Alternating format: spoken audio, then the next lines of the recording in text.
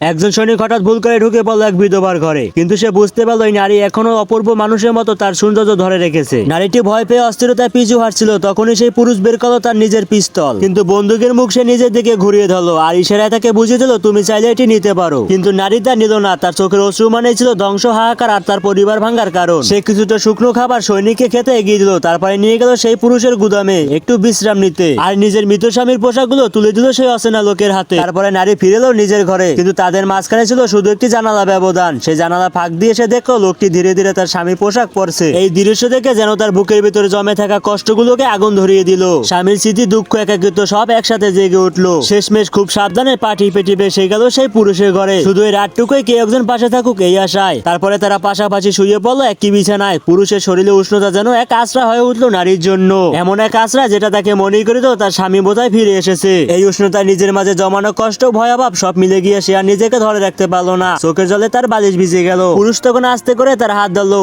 নিঃশব্দে যেন তাকে বললো আমি আছি। তো বন্ধুরা, এরপরে কি হয়েছিল তা দেখার জন্য কমেন্ট বক্সে পার্ট 2 লিখিয়ে দিন।